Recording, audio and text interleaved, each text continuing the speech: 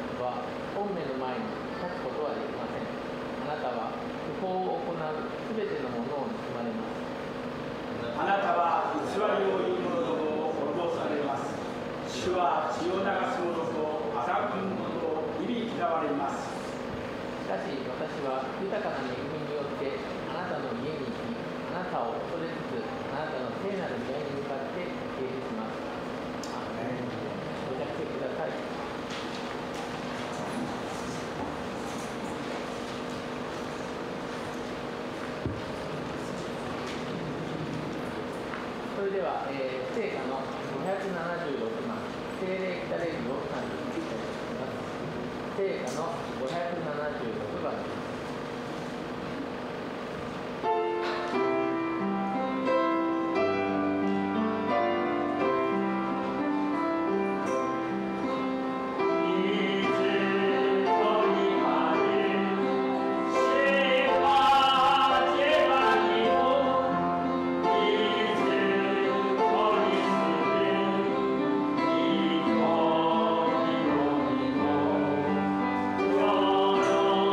Oh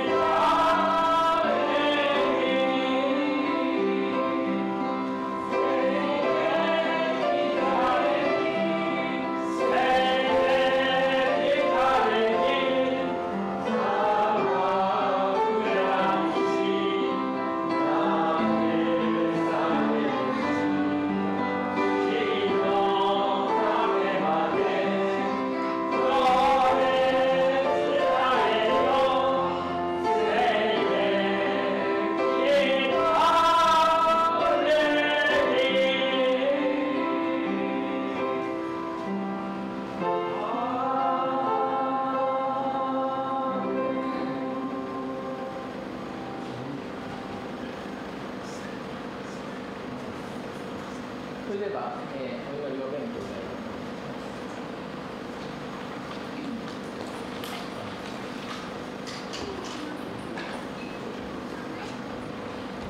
す。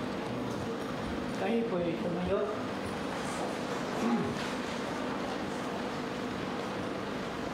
Panginoon, patuloy po kami nagpupulit ng papasalamat Ama sa iyong katapatan sa aming buhay. Salamat Lord sa buong isang linggo na ikaw ang nangunat tumulong sa aming buhay, ikaw ang nagpala, ikaw ang nagbigay ng kalakasan, at ikaw rin po Panginoon ang nagbigay ng katagumpayan sa buhay ng bawat isa sa amin sa buong isang linggo. At salamat din po Lord sa pagkakataon ito na binigay mo po sa amin na muli po kami makapagbalik ng papuri sa iyong dakilang pangalan sa araw na ito, Panginoon. Maraming salamat, Panginoon, dahil alam po namin ito yung kalooban mo sa bawat isa sa amin, Panginoon. Kaya sa umagang ito, patuloy ang dalangin po namin ang iyong gabay at patnubay, yung panguna mo sa buhay ng bawat isa sa amin, Panginoon. Tunay nga, Lord, ang wala ka sa aming buhay, wala po kami magagawa, Panginoon. Kaya sa umagang ito, patuloy po, Panginoon, nilalagay po namin ang aming mga puso, ang aming mga sarili, Panginoon. Hindi po yung kalooban po namin na magyari sa umagang ito, Panginoon, kundi yung kalooban mo at yung ninanais mo sa buhay po namin ang siyang mangyari sa umagang ito, Panginoon. Buksan mo ang aming puso, ang aming mga kaisipan, sa mga salita na mahayag sa umagang ito, Panginoon. At hayaan mo, Lord, ang mga salita mo na mahayag sa umagang ito, maging kalakasan sa aming spiritual na pamuhay, Panginoon. Maging maghatid po ng mga salita. Ikaw po, Panginoon, sa patuloy mangunat tumulong sa kanyang buhay, bigyan mo siya ng karunungan at katalinuhan. Pagbahagi po ng mga salita, Panginoon, maging yung magsusuya ko po, Panginoon, patuloy lagay mo yung kagalakan sa kanyang puso, sa kanyang mga ginagawa, Panginoon. Kaya maraming salamat po sa kalayaan na binibigay mo po sa amin.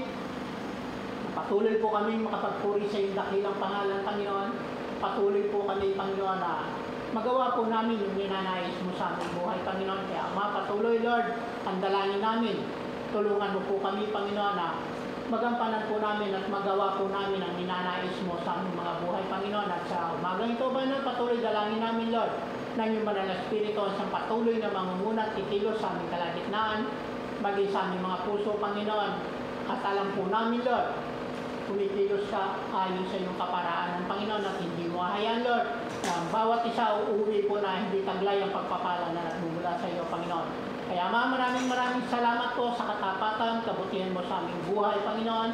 Ganon din po, Ama, linalapit din po namin ang kabuuan ng gawain ito ng mga klaseng distraction na gustong gambalain ang gawain ito, kawalan po ng interes o anumang ingay o anumang klaseng distraction. Winawasak namin, tinataboy in the name of Jesus, na hindi makagambala sa umagang ito dahil, Panginoon, tunay nga, pinarada mo na kami sa tagumpay, Panginoon. Kaya ini-claim po namin katagumpayan ang kabuuan ng gawain ito.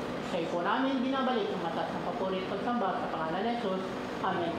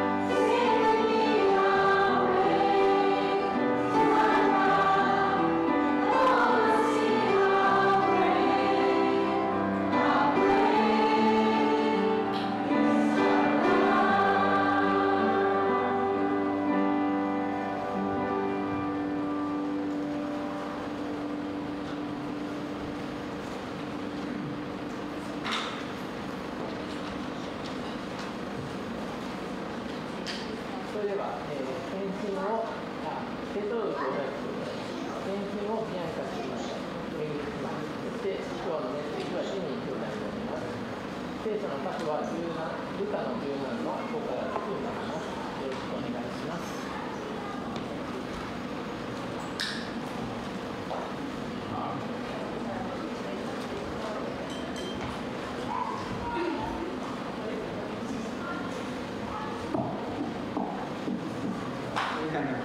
17章の5節6節になります。お願いします。使徒たちは主に言った。私たちの信仰を増してください。しかし主は言われた。もしあなた方にたわしらめほどの信仰があったなら、この桑の木に根こそぎ海の中に言われといえば言いつけ通りになるのです。アーメン。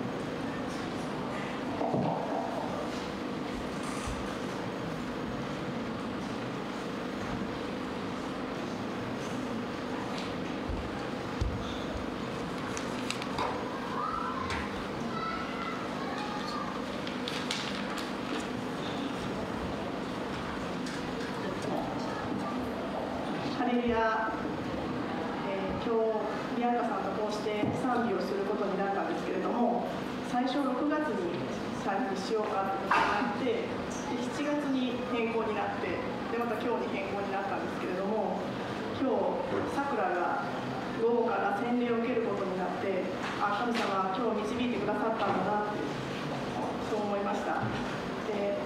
体の命をごめんなさい。So actually po, ito pong kakatalaw sa Lydia, kagamit daw, June pa daw siya. Tapos naging July, tapos naging today. Pero actually, talagang plano po ni God yun dahil today, yung aking anak, na Sakura, ibabaptize po siya mamayang hapon. 体の命を誕生した時もすごく嬉しかったんですけれども、今日、イエス様の新しい命をもらって、洗礼を受けられることを本当に喜びです。感謝です。So actually, nung binigtis ko siya at pinanganak ko siya sa mundo ito, nagkaroon siya ng katawan. Pero ngayong araw na ito, pinupuri ko yung Panginoon dahil magkakaroon siya ng panibagong buhay sa pamamagitan sa pagtanggap niya kay Kristo. さくらの洗礼を受ける気持ちを聞いたんですけれども、これで天国行きの電車に乗ったらどんどんにも会えるねって言ってこう喜んでたので、私の自分が洗礼を受けた時の気持ちを思い出したというか、イエス様に任せといたらいいんだなっていう、天国に行ける希望だけを持ってたらいいんだなっていう思いで、今日ジーザス・アット・ザ・センター、イエス様を中心に生きていくっていう賛美を捧げたいと思います。So sabi ko sa anak ko, sabi ng anak ko, Mama, talaga pa po kayo decision ko, no? Di ba yung baptize, parang sasakay sa isang train? Sa isang train, nakahayaan mo si Jesus ang mag-drive sa train na yon. At sa pag-train na yon, sa pagsakay sa train na yon, sa pag-baptize, alam ko yung train na pupunta kay Inorisan, no? Di ba doon pupunta ni Jesus doon sa heaven? Kaya mama, salamat sa decision ko na sasakay ako doon sa train ni Jesus daw.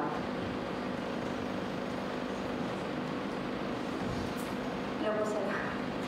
So, pinakabahan ako. Pagkasalita sa ako sa umiyak. Pero ano na lang, thank you Lord kasi nasa ako si Megan. Dati po kasi tatlo kami, si Inorisan at si Megan kasama. So, thank you Lord kasi nagkaroon kami ng chance ulit na kumanta ni Megan para sa kanya. And marami po talaga sa akin sa buhay. Marami po problema na dumarating. So, si God, mag-focus ka lang sa kanya, pasok mo sa heart mo, kasi siya naman lahat ng gagawa para masaya ka. Yung kakantahin po namin is Jesus at the center of all. So, lagay po natin si God, maging center ng buhay natin. いつも本来ならば、前は稲荷さんここにいて3人で歌ってたグループだったんですけども、稲荷さんは今天国にいるので2人で歌いますけれども、いろんな、問題とかいろんな試練が出てきますけど、今日の歌のようにイエス様を中心にすることで全てが神様が委ねれば全てが大丈夫だよという確信の歌です。賛美させていただきます。人生の真ん中にイエスがいてください。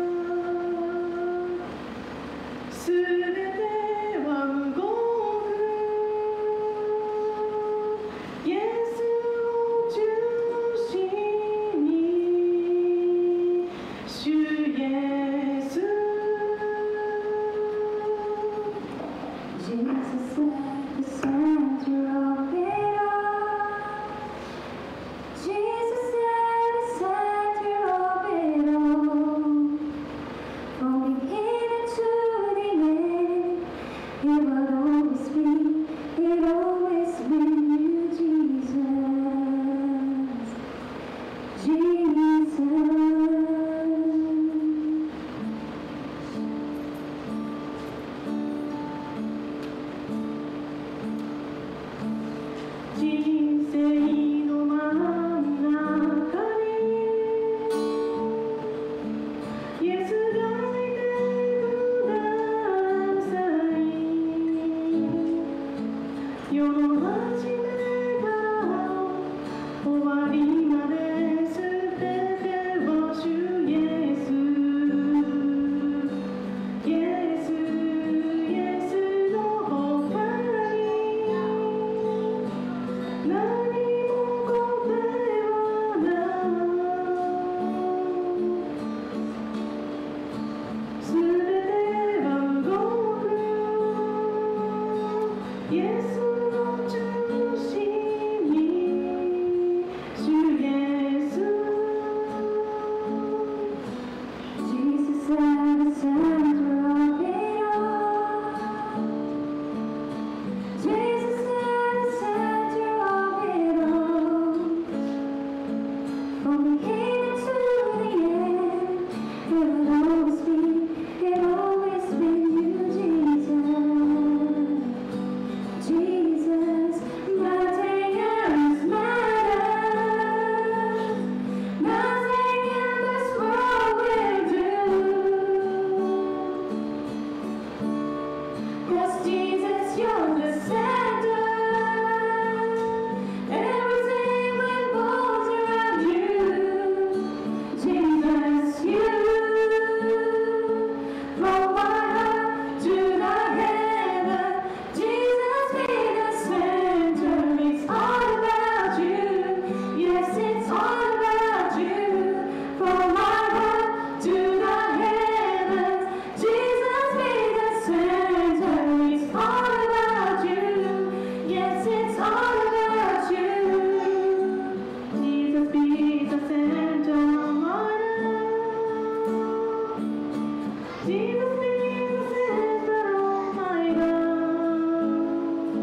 From beginning to the end, it'll always be you, be there, be there. Jesus,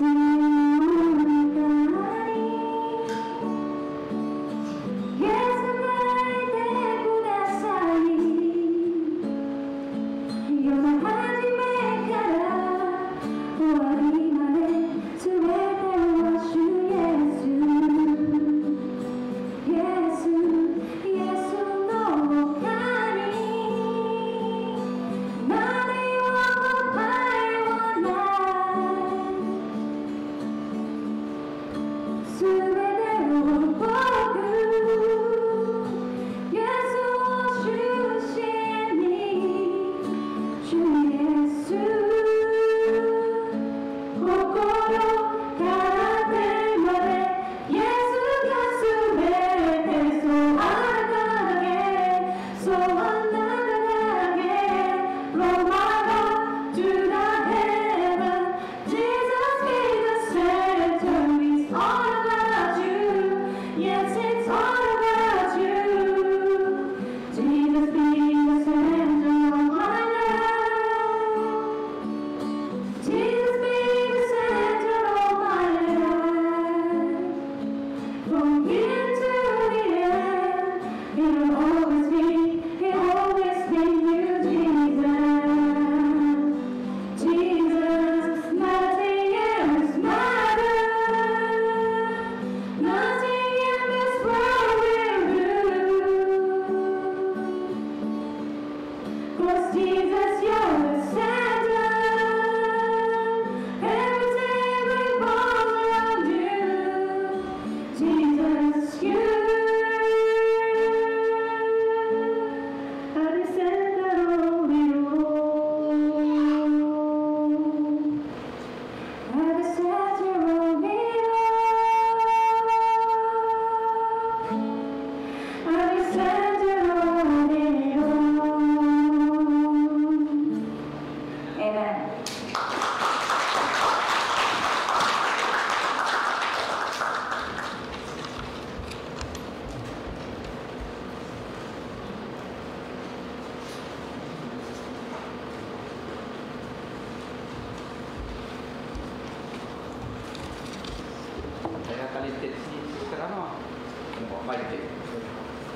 Ganda ng boses.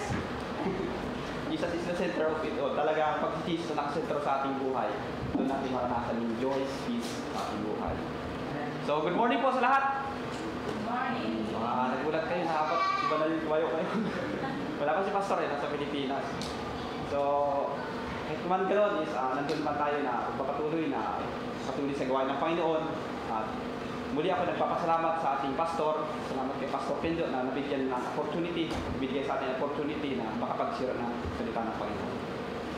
すごい素晴らしい声で、本当に神様を真ん中にするときに、すべてが神様が運んでくださる、すべてを神様に任せれば、すべては神様に責任を取ってくださるという歌でした。で、今、ルイス・ロキシモ日本、フィリピンにいますし、また今日私がメッセージを伝えるできることを心から感謝的に責任を感謝します。 So, amen. Puri na Panginoon. Welcome po sa bawat isa sa atin. Mayroong mga bagong dating galing Pilipinas at mayroon din yung paalis na rin sa Pilipinas. Next week kasi magbabakasyon na sila Kuya Pete. So, puri na Panginoon sa araw nito. So, kung mapapansin po natin last month, lahat ng message ng Panginoon is about faith. Yung binessage po ni Pastor Pusobo, about faith din. Message ni Pastor Kenjo, halos about faith. Tingnan natin yung message nung whole month of July is more on faith. Puro faith yung yung binibigay ng Panginoon. At ngayon naman is faith pa rin yung message ng Panginoon sa atin. 過去数週間いろんな方々にメッセージをしていただきましたけれども、すべてほとんどもうフェイ信仰について焦点を当てていました。引き続き私の方でもフェイ信仰についてメッセージをしたいと思います。 So ngayon naman, ang title natin ngayon is What Faith Can Do. Ano ba yung nagagawa ng faith? Bakit lagi yung mini-message ng Panginoon sa atin? Gaano ba kahalaga sa atin bilang isang Kristiyano ang pananampalataya? So sabi niya dito sa sa Book of Luke, chapter 17, verse 5 to 6. Basahin ko natin. Sabi niya, at sinabi ng apostol sa Panginoon, dagdagan mo ang aming pananampalataya, ang pananampalataya namin. At sinabi ng Panginoon, kung magkaroon kayo ng pananampalataya na kasing laki ng butil, ng binhi, ng mustasa, sasabihin ninyo sa puno ng sikomorong ito, mabulot ka at maitanim sa dagat at kayo'y tatanima. そしてこの信仰なんですけれども、ルカの福音書の17章の5節から6節まで、人たちに主は言った、私たちの信仰を増してください。しかし主は言われた、もしあなた方にからし種ほどの信仰があったなら、ここの桑の木に根こそぎ海の中に植われと言えば、言いつけ通りになるのです。 So, amen. So, tayo manalangin. Yes, Lord, kami ng Diyos na mapangyarin sa lahat. Lord of Lords and the King of Kings. Father, maraming salamat Ama sa umagang ito. Binigyan mo kami Panginoon, privilege Lord, na patuloy Lord, na pag-aralan Lord, at iyong banal na salita. Sapat Lord, ikaw Panginoon sa aming Diyos, ikaw Panginoon, tagapagturo Panginoon sa amin ito Panginoon. Bigyan mo kami Panginoon, bigyan mo ako Panginoon ng knowledge, wisdom Panginoon, na ihayag Panginoon ang banal na salita Panginoon, maging Panginoon sa aming suya ko Panginoon, Lord namin Panginoon, at patuloy Lord, magbigay Panginoon ng kanyang knowledge, wisdom Panginoon, may translate Panginoon na maayos at maunawaan din Panginoon ng aming mga kapatid na Japanese o God. Maraming salamat Ama sa umaga ito at hiniling namin Panginoon yung gabay Panginoon. Mangaral ko kayo Panginoon sa aming Panginoon. But Lord, ikaw ang aming tinataas, pinupuri sa aming Panginoon at aming po pinibigay sa iyo lahat ng papuri at salamat sa pangalan ni Jesus. Amen. So, yun po yung binigay na pag-aralan natin ngayon. Before, lagi ko naririnig yung lagi nilang pumi-preach, increase our faith. Sino ba sa atin ang nag-pray din na Lord, increase our faith? よく皆さん、信仰、神様、信仰を増してくださいというお祈りを聞いたことがありますか？そのようなお祈りをする方っていらっしゃいますか？ここには。 Meron bang nag-pray sa atin ng gano'n? 増 Increase してく our だ faith. さい、増してくださいって言います。 Ayun kasi yung hinihingi ng mga apostol. Lord, dagdagan mo ang aming pananampalataya. Kasi nung binigay ng Panginoon yung sa pagpapatawad in verse 1 to 4, yung sabi niya kung magkasala yung kapatid, patawarin nyo. At kung magkasala ulit, patawarin nyo na maikapitong beses. So parang sa apostol is ang hirap sa kanila. Kaya hiningi nila tong sabi niya, dagdagan mo yung pananampalataya namin. ここでこの前の章をできますと、見つかりたちが弟子たちが神様にどれだけを許せばいいですかと、そのような質問をしてましたよね。どれだけ許せばいいですか？そしたら神様が77回っていう難しいことをイエス様が答えたものですから、それに対応するためにはたちは、では信仰を増してくださいとなったわけです。 Amen. So, pamilyar po ba sa atin yung, yung buto ng mustasa? 皆さん、からし種の種を見たことがありますか？ Nakita po natin kung gaano kaliit yun. どれだけ小さいか皆さん見たことありますか？ Sa mga hindi po related yung kasi mga farmers ang talaga nakakita nun. Kung makita ko nyo yung pinakamaliit na buhangin, yun na yung kasing laki ng buto ng mustasa. もし皆さんが砂を見たことがあるのであれば、砂の大きさと見てもらっていいです。 Sabi ng Panginoon, kung meron kayong pananampalataya na ganun kaliit lang, sasabihin nyo sa punong ito na mabunot at maitanim sa dagat, kayo ay tataliman.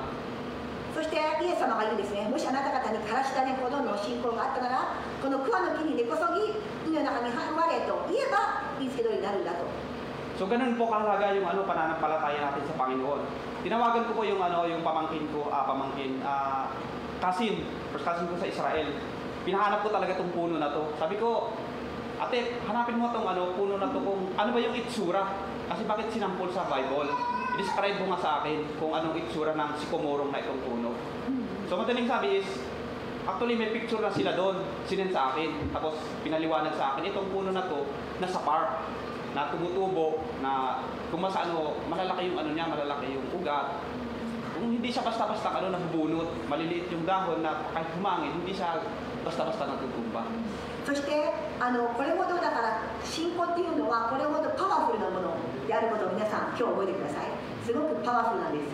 そしてこの桑の木について私親戚がイスラエルにいますと、イスラエルにいる親戚にお姉さんこの桑の木どんなものかあるでしょそちらに見せてくださいって言ったんですよ。そしたら姉が言うんですね。その親戚のお姉さんが桑の木っていうのは公園にあるんだけれども、まあ本当に葉っぱは少ないんだけれども根がすごく深いところまで根がすごく太くてね、なかなかそう根こそぎなんて倒れない、それぐらい丈夫な木が桑の木なんだって彼女は言うんですね。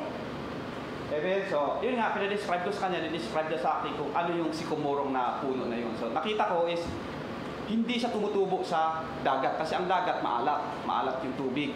Pero ang sabi ng Panginoon, kung meron kayong pananampalataya na kasing liit ng buto ng mustasa, kaya niyong utusan to na tumubo doon ay maitanim doon sa dagat. So, kung titingnan natin si logical is, imposible mangyari yun. そしてこの桑の木っていうのは、海辺とかには絶対植わらない、植えることができない木なんですけれども、もうそこの対比があるんですよね。もう全く海辺では見かけない桑の木をイエス様はあえて例えてですね、根こそぎっていうまたこの対比ですね。そしてそれをもう絶対植わることのない見かけない海のところに植われということができるという力があると言っています。 Amen. So, puri na Panginoon, sorry din sa mga talagang nagpre-pray din ng mga increase our faith kasi ganoon din ako noon nung hindi ko masyado naunawaan ko. Actually, nagpre-pray din ako noon eh. Nung pre-needs to kasi, increase our faith, ng pastor na sabi niya, sino bang gustong magpa-pray over ng gano'n? Pumunta ako sa harap. Yun din ang request ko. Sabi ko, gusto kong ma-increase yung faith ko. So, pero nung pinag-aralan ko tong na to, verse, hindi naman in-increasean ng Panginoon yung faith ng mga apostol eh. Kasi ang sagot niya kasi, kung meron kayong pananampalataya na kasing liit ng buto ng mustasa, magagawa nyo ang lahat. Ibig sabihin, in short, kung unawain natin is, wala silang pananampalataya. Kasi wala namang mas maliit pang pananampalataya doon sa buto ng mustasa. そして皆さん先ほど冒頭で信仰を増してくださいというお祈りをしている方、ちょっと誰かどなたかアーメンって言ってましたけども、私も本当にこの御言葉、神様の性質を見る前は同じようなお祈りをしてました。礼拝とか行って前に来て信仰を増してくださいというお願いしたんですけれども、でもこう勉強すれば勉強するほどもうからしたね、もう砂に見えないぐらいの信仰で十分なんだっていうことを私は理解することができたんです。 Amen. So, titingnan natin is hindi siya nag-increase ng faith. Ang sagot niya is kung meron kang pananampalataya na kasing liit ng buto ng mustasa, magagawa mo ang lahat. Ano lang ibig sabihin doon is kung meron tayong pananampalataya sa Diyos, we can please God. Hindi sa humihingi na kung gaano ka-level yung pananampalataya mo, kung gaano kalaki. Importante doon is meron tayong pananampalataya sa ginawa ni Kristo. だからここで言うと人たちが信仰を増してくださいというのはもともともうないと等しいと。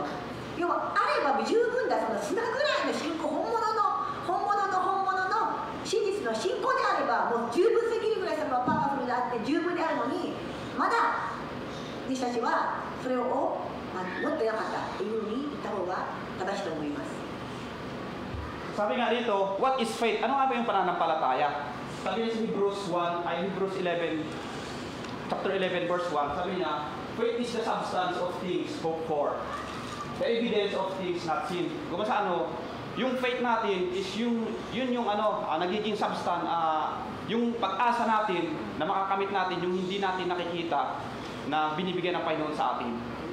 ヘブル書の11章の一節では、信仰は望んでいる事柄を保証し、目に見えないものを確信させるものですと。 Amen. So kung mayroon inaunawaan natin, ano ba yung talaga yung faith? Faith is the substance. So bigyan ko lang tayo ng tatlong points na siguro tayo ay ng oras. So number 1, sabi niya, faith in Jesus can heal sickness, problem. Marami kasing sabihin natin na faith na hindi naman talaga kay Jesus nag-ano yung faith natin. Kaya natin is faith in Jesus can heal problem, sickness, emotion sa ating buhay. 信仰は望んでいる事柄を保証し、目に見えると書いてありますので、一番ポイントというのは、信仰によって皆さんの病気も問題も実は解決できていることです。 Amen. Sabi niya dito sa Matthew 9:22, at narito ang isang babaeng pinaagasang may 12 taon na ay lumapit sa kanyang likuran at hindi po ang laylayan ng kanyang damit. Sapagkat sinasabi niya sa kanyang kalooban, kung mahipo ko man lamang ang kanyang damit, ay gagaling ako. Datapwat, paglingon ni Jesus at pagkakita sa kanya ay sinabi, anak, laksan mo ang iyong loob. Pinagaling ka ng iyong pananampalataya. At gumaling ang babae mula sa oras na iyon. それでは信仰とはどういうものか、また皆さんご自身の聖書マタイの福音書の、9章の20節、ここではすると見よ、12年の間中地を患っている女がイエスの後ろに来て、その着物の草に触った。お着物に触ることできれば、触ることができればきっと治ると心の内で考えていたからである。イエスは振り向いて彼女を見て言われた。娘をしっかりしなさい。あなたの信仰があなたを治したのです。 Amen. So kung sa inyo mga babae yung 12 years, mahirap yun na nararanasan ng ganun na dinudugo sa 12 years. Kasi sa asawa ko, yung 3 years pa lang, iritado na yun. 3 days pa lang, iritado na yun. How much more yung 12 years? Matanong, bakit umabot ng ganun? Umabot sa ganung katagal bago siya mahil. Kung titingnan natin, anong pananampalataya ng babae na ito? Kasi sabi niya, pag mahipo niya yung laylayan ng damit ni Jesus Christ. Yung laylayan kasi, kung sinong galing Saudi dito, kung galing kayong Saudi, nakita niyo yung mga suot ng Arabo, so parang curtain lang na yung sa katawan, yung siya, yung sa babae is full dress, pero wala siyang bigkis dito yung parang diretso lang sa kwan. Ganon yung pananamit noon. Yun yung pananampalataya ng babae. Sabi niya, kung mahawakan ko lang yung laylayan ng damit ni Jesus Christ, gagaling ako. 皆さん、特に女性の方、なかなか共感できると思いますけど、12年間の長地ですよ。私の妻は、3日間のそういう、その期間だけでももうイライラしてムカムカしていると言っていますが、12年間この患うというのは相当の苦労だと思います。そしてこの着物というのは、彼はサウジアラビアの話をしましたけれども、そちらで着ているその服というのは着物のようなその裾があるような男性が着るようなものですけれども、この女性は裾をさえ触れば治ると確信していたんです。 So, yun po yung pananampalataya ng babae ito. Sabi niya, kung mahipo niya, siya ay gagaling. Nung nahipo niya ngayon yung ng Panginoon, doon siya gumaling. At sabi niya dito sa verse na to, pinagaling ka ng iyong pananampalataya. そしてその言葉のその女の信仰通り、女は裾に触り、女はその時から全く治った。そしてその治った女性に対して神様イエス様はいいです。それはあなたの信仰があなたを治したんですよと。 Amen. Anoですか? Sa tingin ko lang dito, revelation lang sa akin nung madaling araw, nung i-meditate ko to. Siguro kaya siya inabot ng 12 years, pero wala naman dito sa Bible.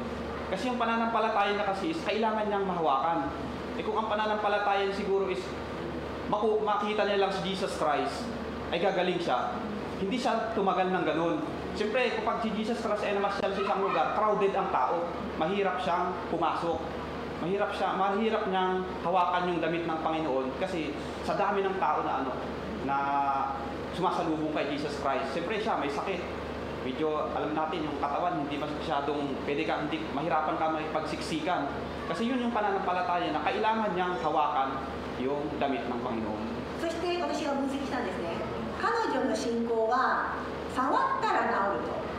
触ったら治るという信仰に基づいて本当に触って治ったんです。でも言い換えるともしかしたらイエス様を見れば私は治るというような信仰であったらもしかしたら12年間彼女はこのような病気を患う必要がなかったのではないかということを私は思ったんですね。 So sa atin bilang isang Kristiyano, kumusta ang pananampalataya natin? Paano ba tayo nananampalataya sa Diyos? Minsan marami tayong hiningi sa Panginoon, tayo pa ang nagbibigay ng condition. Lord, kung makita ka lang talaga, makita ko lang ganitong mananampalataya ko sa iyo. Kaya hindi natin nakikita, kaya yung natin is tumatagal.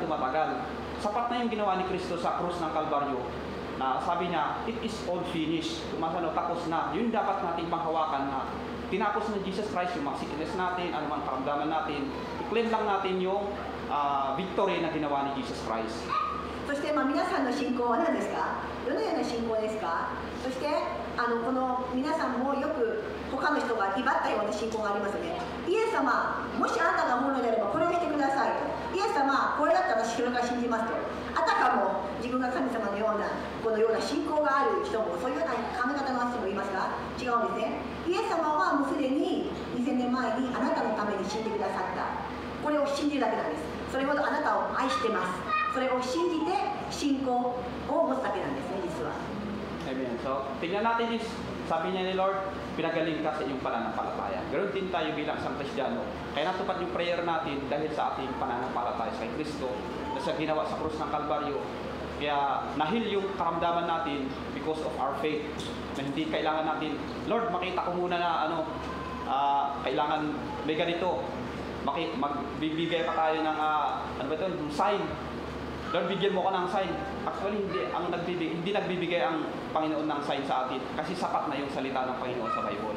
そして皆さんに言いたいのは、よくまた私たちも時に間違って、イエス様、これならば印をくださいとか、それもむしろあるかもしれないですけど、基本は何もないもの、ゼロのところから信じるっていうことが信仰なんです。目に見えないものを信じることが信仰なんです。だから印をください。これすれば私は言っていいんですねとか、もうそういうの全く関係なくて、ただイエス様に愛の信仰っていうのは全くない状況が本当の信仰だと私は思うんですね。Amen. So, so number 1, faith in Jesus can heal our problem, our sickness, emotion man. Yun yung magiging benefit natin kung tayo nananampalataya sa Panginoon. だからこの例では病気の人、長年患っていた病気でも問題でもトラブルでもどんな心の悩みでも病気の悩みか心の悩み、イエス様が信仰によって癒すことができるのが分かりましたね。 Amen. So number 2, sabi niya is faith in Jesus makes miracle. Miracle means unexpected. Kung masano parang hindi natin inaasahan. Pero ang Diyos ang kumikilos sa ating buhay. 2つ目、信仰ができること。2つ目は病気やいろんな心の病気を治すこと。2つ目、皆さんが全く予想できないことを神様が成し遂げられるっていうのが信仰なんですね。 So ito yung first miracle ni Jesus Christ nung pagdating niya dito sa lupa. Yung water into wine. Yun yung first miracle na ginawa ni Jesus Christ. Sabi niya dito sa John 2:7 hanggang 9. At sinabi sa kanya ni Jesus, punuin ninyo ng tubig ang mga tapayan at kanilang pinuno hanggang sa labi. At sinabi niya sa kanya, punin ninyo ngayon at ninyong iharap sa Pangulo ng Kapistahan at kanilang iniharap. At natikman ng Pangulo ng Kapistahan ng tubig na naging alak na. At hindi niya nalalaman kung saan buhat dalakwat. Nalalaman ng mga anila na nagsikuha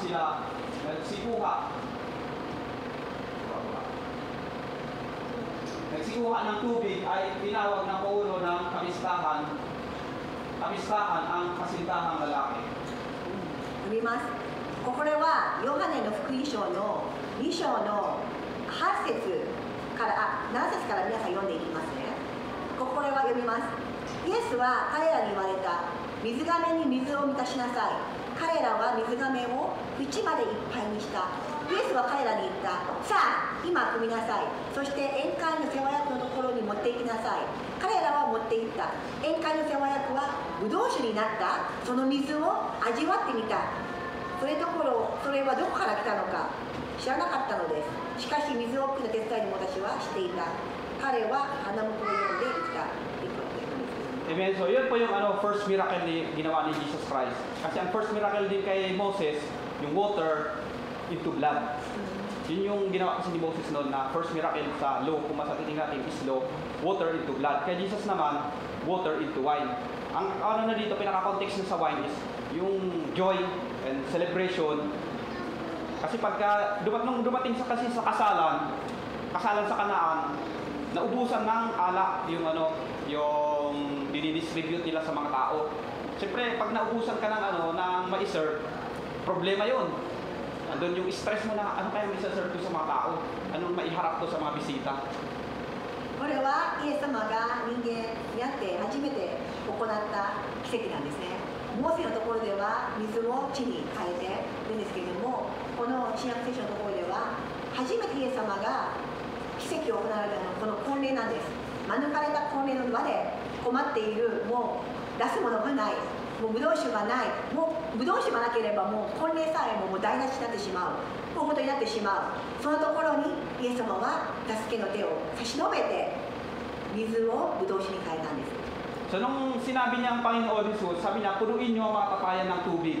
Hindi nagdalawang isip yung mga yung mga inutusan niya doon kasi alam nila ang Panginoong Jesus ay gumagawa ng miracle.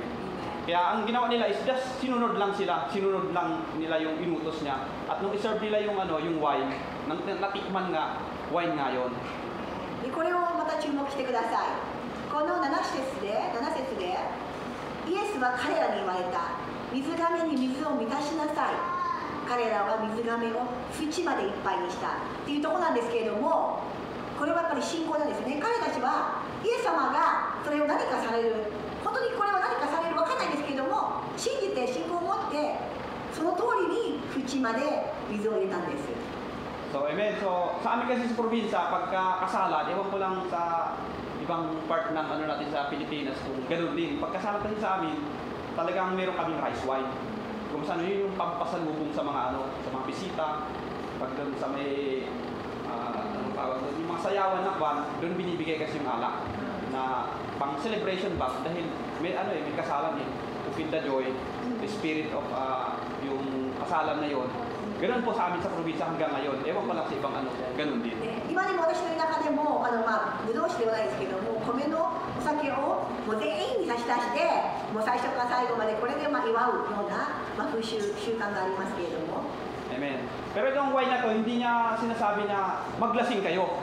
Kung mga ang representa ng wine dito is pag may wine, we have joy, celebration. Masaya yung party na yun na kasalan kasi andun na nga yung wine na nagbibigay ng joy sa bawat isang tao. Andun na yung ma-feel natin yung masaya yung masaya yung party. だからこれ水に飲みなさいって言ったじゃないですよ。勘違いしないでください。飲んで飲みなさいではなくて、これは喜ぶ場なんだ。婚礼のその喜びに満たされるそのようなお祝いするものをシンボルしてるんですよ。 So, yun po yung ginawa ng Panginoon na first miracle dito sa nung pagparito na sa Luka. Ibig sabihin, water into wine, nandun yung grace ng Panginoon. Na na-receive natin yung grace dahil sa ating pananampalataya sa Panginoon, minsan hindi natin maasahan sa buhay natin na nare-receive natin yung miracle sa ating buhay. Meron tayong pinag-pray na parang imposibleng gumaling, pero ang Panginoon ang kumilos, gumaling dahil nga siya nagpro-provide ng miracle sa ating buhay. だからここにあるように私たちが何か困ったで問題とかではないけど困り事ありますよね。何かもうどうすることができない、ここでどうしようっていう時にもうその日頃の問題とは別の何か困った時ありますよね。そこでもしっかりとソリューション解決策を与えてくださる神様、これも信仰によってくださることなんですよね。 Amen. So, puri ng Panginoon, yun nga, faith in Jesus can make miracle sa ating buhay. Kundo, nandun yung pananampalataya natin, ang Diyos ay kumikilos. Kaya lahat ng ano natin is by faith, kasi hindi naman natin nakikita ang nakikita si Kristo, nakikita ang Diyos kung paano kumilos sa ating buhay. Kaya nga sabi niya, substance ng ano natin yun yung substance ng hindi natin nakikita dahil by faith. Ang faith kasi natin tawag doon is hindi mo nakikita pero alam mo na may kumikilos sa iyong buhay. だからこの書いてある通り、この部長の方でこのピンチ、私たちがピンチだ、あれどうしようという時にも神様は必ず助けてくださると。そしてここに書いてある通り、自分たちでは全く予期もしない、自分では完璧にしたつもりなんだけど、自分でうまくやるつもりなんだけど、まだ問題だという時にでも神様というのは全てをご存知で、目に見えないあなたのことを、あなたが目に見えないことでもうすでに神様が先にいてくださって、その解決策を先に与えてくださるということなんですね。Amen. So number 3, sabi niya, faith in Jesus can save us. Saan tayo liligtas ngayon sa ating pananampalataya? From the penalty of our sin. そして3つ目、信仰ができること。3つ目、私たちの罪から私たちを救い出してくれる、罪から出してくれる、それが信仰なんですね。Amen. So, ito naman, gas-gas sa atin, familiar sa atin yung John 3:16. Basahin pa rin natin, John 3:16 hanggang 18. Amen. もうこれも何回も皆さんが読んだことありますけど、ヨハネの福音書の3章の16から読ませていただきます。 Sabi niya dito sa John chapter 3 verse 16 to 18. Sapagkat gayon na lamang ang pag-ibig ng Diyos sa sanlibutan at ibinigay niya ang kanyang bugtong na anak upang ang sino man sa kanya ay sumampalataya ay huwag mapahamak kundi magkaroon ng buhay na walang hanggan. 17. Sapagkat hindi sinugo ng Diyos ang anak sa sanlibutan upang hatulan ang sanlibutan kundi upang ang sanlibutan ay maligtas sa pamamagitan niya. 18. Ang sumasampalataya sa kanya ay hindi hinahatulan, ang hindi sumasampalataya ay hinatulan na. Sapagkat hindi sa sumasampalataya sa pangalan ng itong anak ng Diyos. ヨハネの福音書3章の16節読み上げます。神は実にその一人をお与えになったほどによう愛された。それは御子を信じる者が一人として滅びることなく永遠の命を持つためである。神が御子を世に使わせたのは世を裁くためではなく、御子によって世が救われるためである。御子を信じる者は裁かれない。信じない者は神の一人子の御子を信じなかったので、すでに裁かれている。 Amen. So, kung tingnan natin sa verse 16, ang talagang kalooban ng Panginoon, lahat ay maligtas. Yun yung will ng Diyos. Lahat dapat maligtas. Kaya sabi niya, ibinigay niya ang kanyang bugtong na anak para siya kaliligtas ng tao. Yun yung will ng Panginoon sa atin. Pero sabi niya, kung sino ang mananampalataya. Ibig sabihin, binigay na si Jesus Christ para siya kaliligtas ng lahat. Pero kung hindi tayo nananampalataya doon, sabi niya, hinatulan na ang hindi nananampalataya.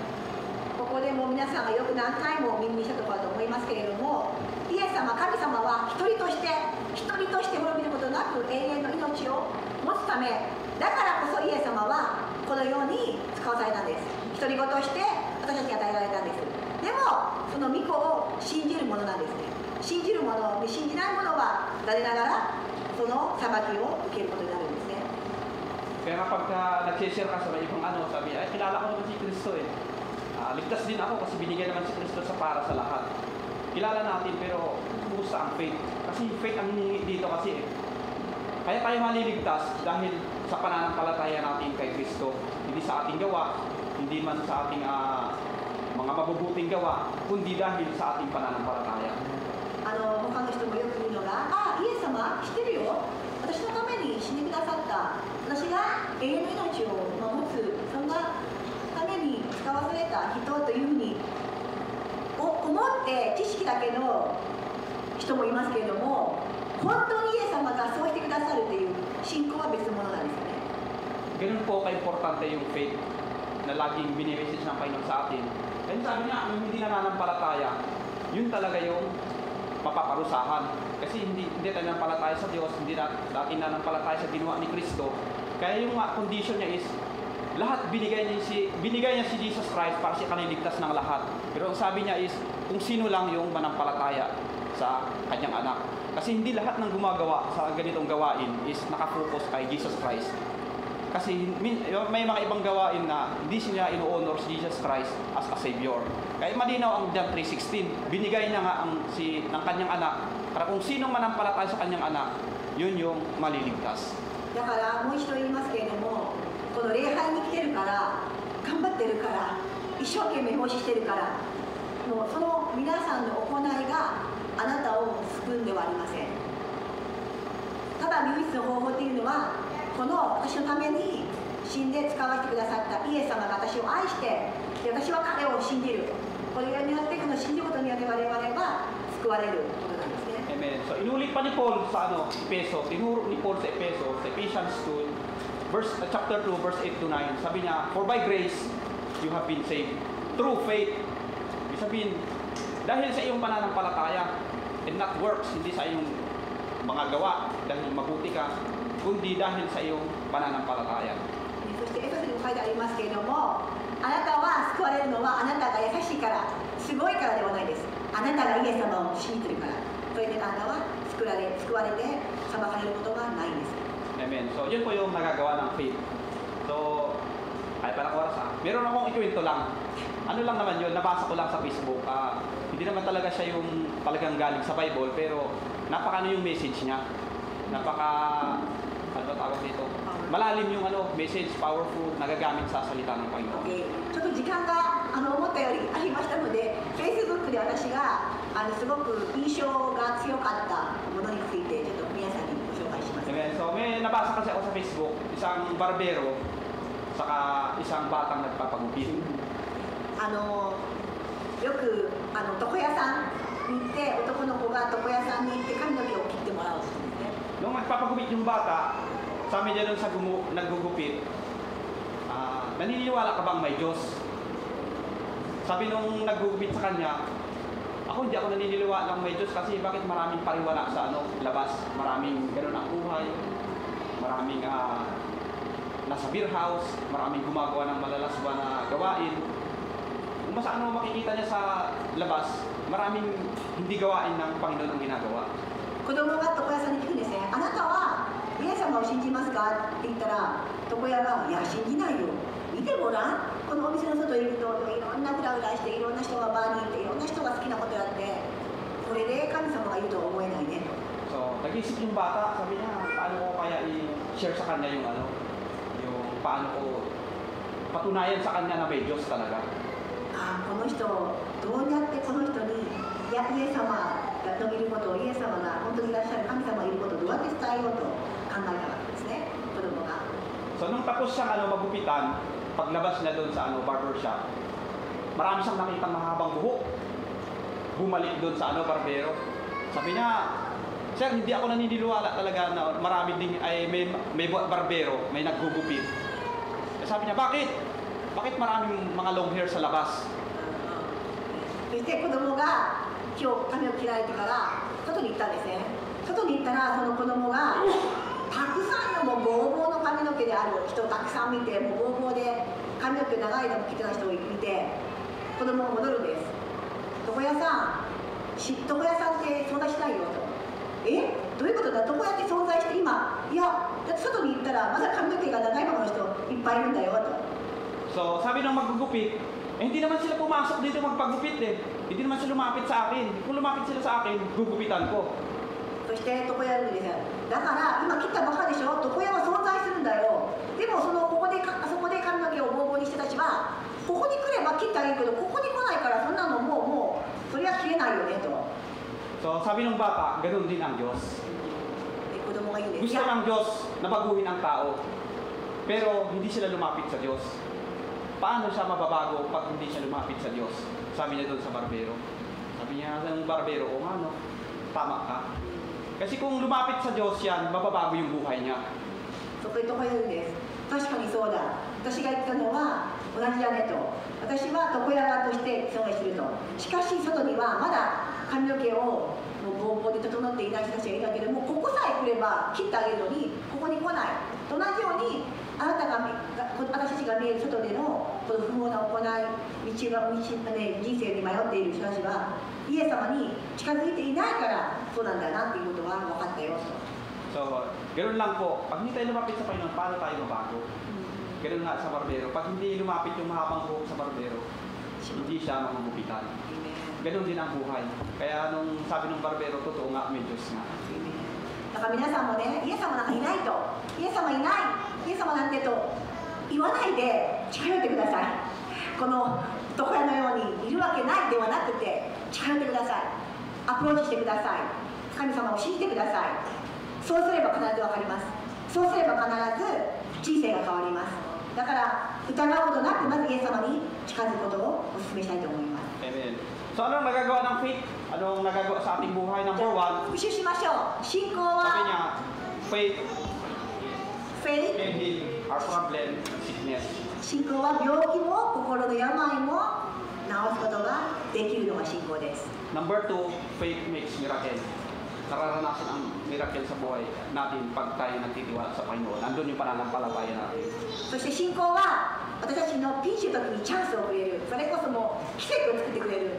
それが信仰なんですね。 Number three, faith can save us. Dahil sa pananampalataya natin, doon natin mararanasan yung kaligtasan sa Diyos. No other than, hindi sapat yung gumagawa tayo. Kasi yung mga gawain natin mabubuti is bunga ng ating pagkaligtas sa Panginoon. Kaya nga sabi niya, work out your salvation. Hindi yan sinabing work in. Ang magkaiba kasi ang work in sa work out. Pag sinabi mong work in, ibig sabihin wala pa. Pag work out, halimbawa sa atin na nagwo-work out sa gym, hindi ka naman nag-gym na walang muscle eh. Ibig sabihin, pag win-work out mo yun, doon madedevelop yung muscle mo. Na ibig sabihin, nandun na, may nag-work in, may nagtrabaho. Ganon din sa ating pananampalataya. そこで信仰もそうです。3つ目、信仰はあなたを救うと。だからあなたがいいことしているから、優しいから、これがあるかじゃないです。あなたの信仰があなたをすでに救ったんです。でジムとかに通って、例えばね、この筋肉とかでももうすでにもうあるんです。ただそれを信じて、本当にまだそれを働かせる。私たちが神様を信じてから良い働きができるのは、イエス様の信じた後の働きというのは素晴らしいですよね。それは神様への信仰の働きだからこそ本物であって、本当の神様のような神様によって力が働くからこそいい行いができる。だから神様以前の働きというのは無意味なんですよね。 So, amen. So, hindi ko lang makot yung verse na yun kung sabi kasi, work out your salvation. Pag sinabing work out your salvation, ibig sabihin na may nag-work in. Kasi Jesus Christ, tinabaho niya para sa atin. Tayo naman, work in, ipakita natin, ay work out, ipapakita natin na kung paano tayo naligtas, paano mamuhay bilang isang Kristiyano. Kasi may nagtrabaho na eh, may nag-work in doon. Kaya tayo is, ang sinabi sa Bible kasi work out, hindi siya sinabi na work in. Kaya marami kong naririnig talaga na nagtuturo na kailangan mo maggapat eh, kasi sabi sa Bible na work out. Ang magkaiba ang work in sa work out. で皆さんもう一度感謝してくださいね。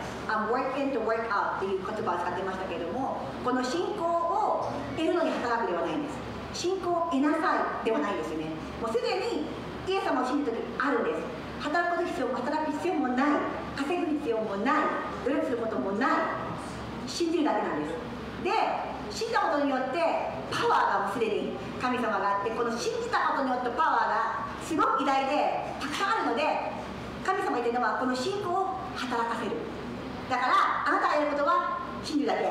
でもその信じた後のパワー、神様が与えるのがたくさんあって、それをだから神様はあなたを通して、あなたの人生を通して働かせる。イエス様を通して働くっていうのが神様の期待していることなので、この神様を信じた後のやっぱりこの奉仕とかいいことっていうのを神様を信じたからこそできるということを忘れないでください。 Amen. So, purihan ang Panginoon. Yung nga, sabi nga, nakita natin kung paano ang power ng faith kung mayroon tayong pananampalataya sa Diyos. We can please God. Ngayon, ang tanong ngayon is, paano natin ngayon, paano tayo magkakaroon ng pananampalataya sa Diyos? Paano natin makamit yung faith na tinuturo ni Jesus Christ dito sa Bible? そして信仰の偉大な働き3つ学びましたね。では本当にね、どうやって信仰って獲得できるのと言って戻りますが、 Amen. Marami tayong naririnig preaching about faith.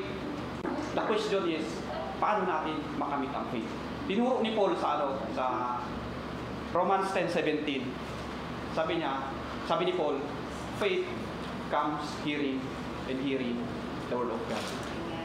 Doon talaga nagmumold yung pananampalataya natin.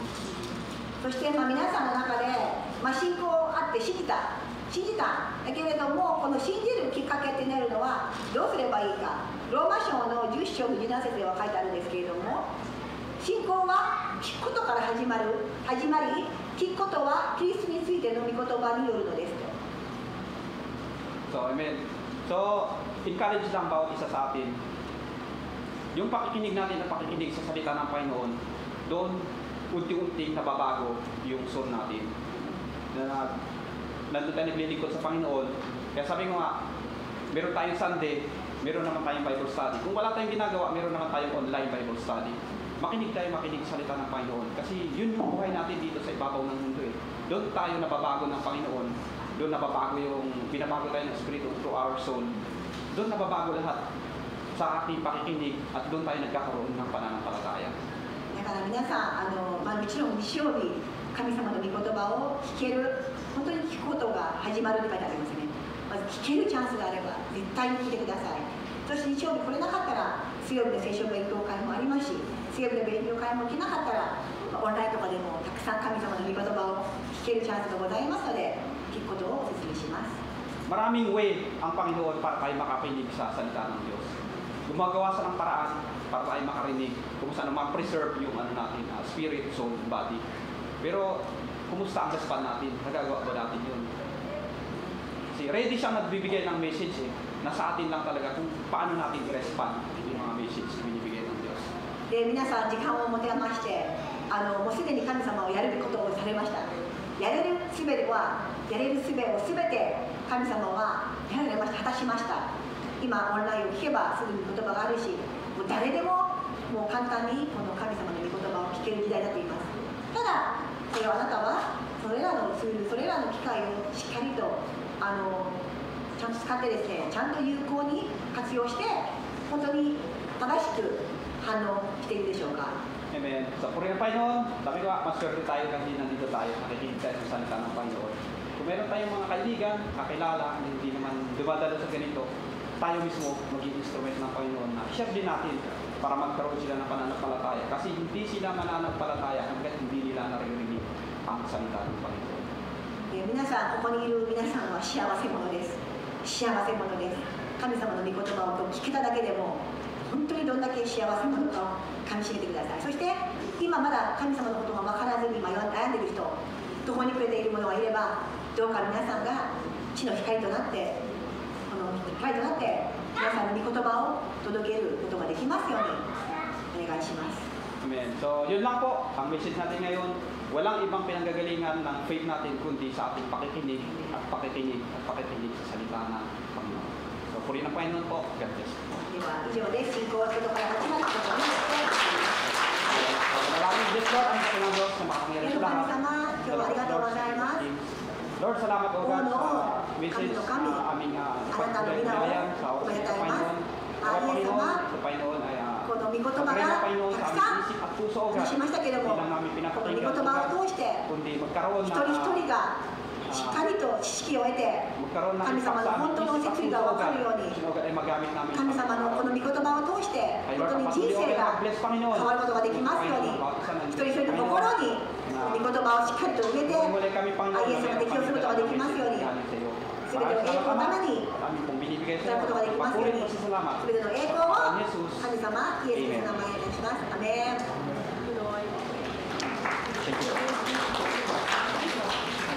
Sa akin ba yan? Thank you.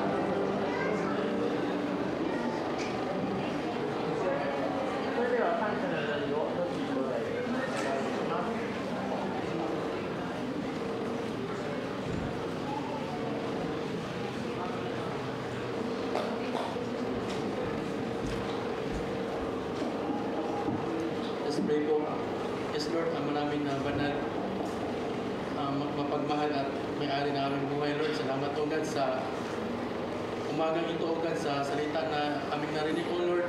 Lord, salamat, Lord. Hindi lang po ito na mapakinggan namin, O God. Hindi, O God, Lord, pakita, O God, sa aming mga buhay, Lord. Sabi mo nga, O God, na yung pananampalataya, O God, Lord, mahalaga, O God, sa buhay namin, Lord.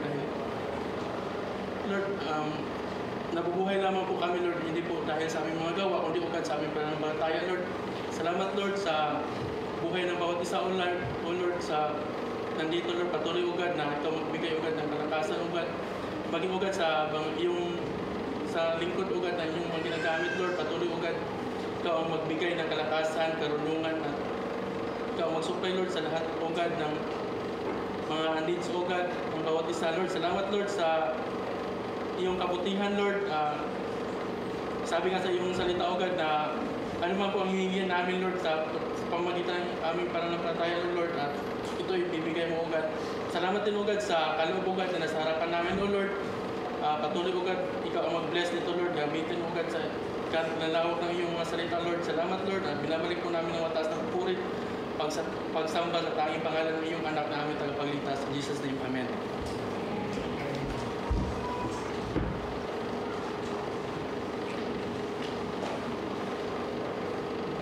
それではお聞きください。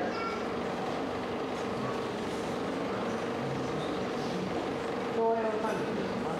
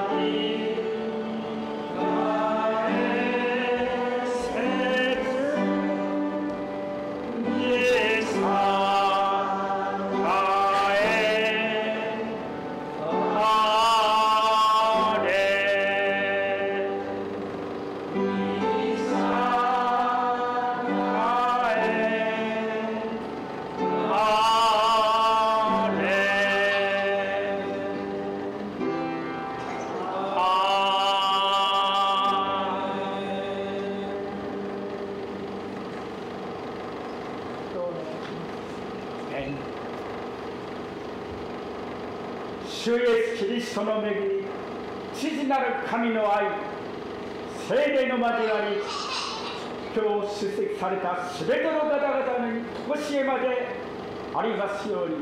アーメン。